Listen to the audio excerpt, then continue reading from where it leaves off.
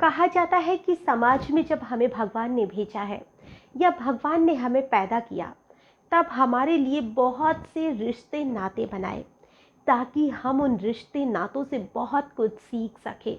और साथ ही वही रिश्ते नाते, चाहे तो माता पिता हो, भाई बहन हो या परिवार हो, वही हमें आगे जीना सिखाते हैं, हमारी परवरिश करते हैं, सही गलत की पहचान करवाते हैं। लेकिन अगर वही रिश्ते जिससे हमें बहुत सी उम्मीदें होती हैं और वही रिश्ते कुछ ऐसी शर्मनाक घटना को अंजाम दे दे जिसके बाद में रिश्तों पे से विश्वास ही उठ जाए। आज जो मैं आपको घटना सुनाने वाली हूँ, ये घटना भी एक ऐसी ही घटना है जो कि आपका रिश्तों पे से विश्वास उठा देगी। और ये घटना एक ऐसे दादा और पोती की घटना है जिसमें एक दादा ने अपनी 13 साल की पोती के साथ बार बार रेप किया और जब वो गर्भवती हो जाती है तो उसे छोड़कर चला जाता है। वाकई में इन घटनाओं को सुनने के बाद बहुत ही ज़्यादा दिल दुखता है कि क्या समाज में इसीलिए रिश्ते नाते बनाए जाते हैं। जब आप इस घटना को सुनेंगे तो आप भी सोचने पर मजबूर हो जाएंगे। नमस्कार, आदाब, सत श्री अकाल। मैं हूं नंदिनी यादव। आज जो मैं आपको घटना सुनाने वाली हूँ, इस घटना की शुरुआत होती है उत्तर प्रदेश में। एक जगह पड़ती है हापुड़ और उसी में एक जगह पड़ती है बहादुरगढ़। जो बहादुरगढ़ है उसमें 13 साल पहले एक बहुत ही प्यारी सी मासूम सी बच्ची का जन्म हुआ था।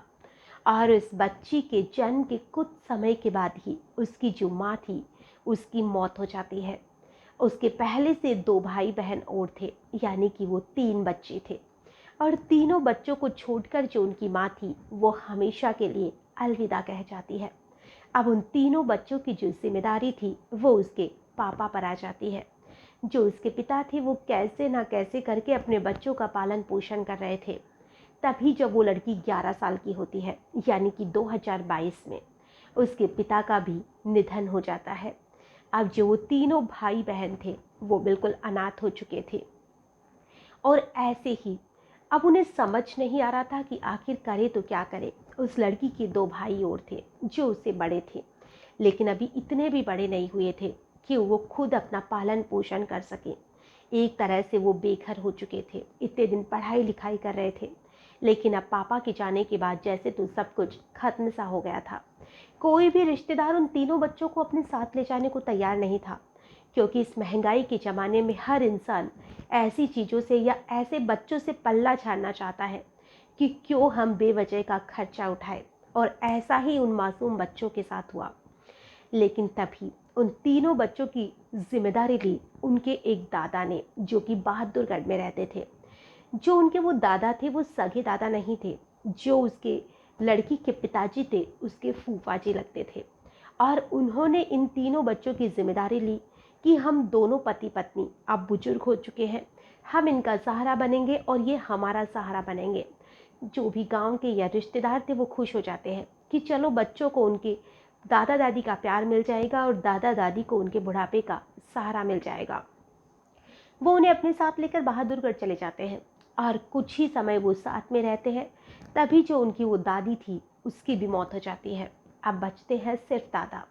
अब जो लड़की थी वो भी इन सारी चीज़ों के बीच में 1 साल की और हो जाती है, यानी कि अब वो लड़की 13 साल की हो जाती है।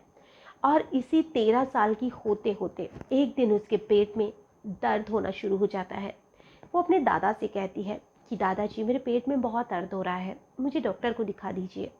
तो जो उसके दादा थे वो आनाकानी करते हैं और उन्हें अब गुस्सा आने लगता है। तो वो उस लड़की को, जो उसके रिश्ते में ताई जी लगती थी, उसके पास छोड़ कर आते हैं और उसे कहते हैं कि इसे काफ़ी समय से पेट में दर्द की शिकायत है, मेरे पास ना इतना पैसा है, ना मैं किसी ढंग के डॉक्टर को जानता हूँ, तो तुम इसे डॉक्टर को दिखा देना। तो उसकी जो ताई जी थी, जब वो उस लड़की को देखती है तो उसे कुछ थोड़ा अजीब सा लगता है। उसका जो पेट था वो थोड़ा बढ़ा हुआ लगता है। तो वो उसे लेकर मेरठ पहुंचती है और उसे वहाँ पर दिखाया जाता है। और जब पहले तो वो उसे गांव में ही दिखाती है, लेकिन जब गांव में दिखाती है तो डॉक्टर कहता है कि ये तो प्रेग्नेंट है, वो भी 6 महीने की। 6 महीने की प्रेगनेंसी बहुत ज़्यादा हो जाती है, जिसमें पेट थोड़ा बहुत तो दिखाई देने ही लग जाता है। कुछ लोगों की थोड़ा दिखाई देता है तो कुछ को ज़्यादा दिखाई देने लग जाता है। जो बच्ची थी वो थोड़ी हेल्दी थी, हालांकि उसका जो पेट था वो बहुत ज़्यादा तो नहीं दिख रहा था, लेकिन फिर भी दिखाई देना शुरू हो जाता है। गांव के लोगों ने भी शायद ध्यान नहीं दिया या किसी ने कुछ बहाना बनाया होगा, लेकिन किसी ने उससे कोई शिकायत नहीं की। उस बच्ची से कुछ लोगों ने पूछा तो बाद में उसने बताया था कि उसने कहा था कि मेरे पेट में पथरी हो चुकी है, मेरे पेट में थोड़ी दिक्कत रहती है। गांव वालों ने भी उसकी बात पर विश्वास कर लिया। अब जो ताई जी थी वो इन सारी चीज़ों को पुलिस में कंप्लेन करती है, और जो लड़की थी उसे डॉक्टर के पास लेकर जाते हैं तो डॉक्टर कहता है कि अब हम बच्चे को नहीं गिरा सकते हैं, क्योंकि जो बच्ची है उसकी उम्र बहुत कम है और ये 6 महीने की गर्भवती है, तो इसकी जान को खतरा हो सकता है। तो बाकी की जो 2-3 महीने का वक्त होता है वो डॉक्टर की ही निगरानी में रहती है, उसे वहीं पर रखा जाता है, क्योंकि उसकी ताई जी ने भी उसे अपने साथ रखने से इनकार कर दिया था। लेकिन उसकी ताई जी ने कहा था कि वो उसका साथ तो देगी, लेकिन वो अपने साथ उसे नहीं रख सकती है। और 8 महीने पूरे होने के बाद में उस जो बच्ची थी उसे मेरिट में एक बच्ची पैदा होती है, यानी कि वो अब लड़की को जन्म दे चुकी थी। अब सवाल ये उठता है कि वहाँ पर बहुत से मीडिया के लोग मौजूद थे, पुलिस वाले मौजूद थे। वो बच्ची भी डर रही थी कि आखिर हो क्या रहा है। जब उसे सारी चीज़ें पूछी गई थी कि आखिर उसके साथ किसने क्या किया, तो उसने कहा था कि उसके जो दादाजी थे वही उसके साथ रेप किया करते थे, और जब वो मना करती या विरोध करती तो वो कहते थे कि मैं तुम्हें मार दूंगा, तुम्हारे दोनों भाई बहनों को, तुम्हारे दोनों भाइयों को भी मार दूंगा। तो वो डर जाती है और इसीलिए वो किसी को कुछ भी नहीं बता पा रही थी।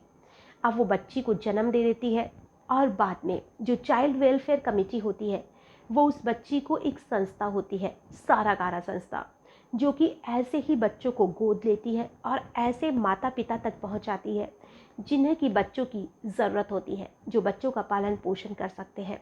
और उस बच्ची के जो बच्ची हुई थी उसे भी सारागारा संस्था को दे दिया जाता है।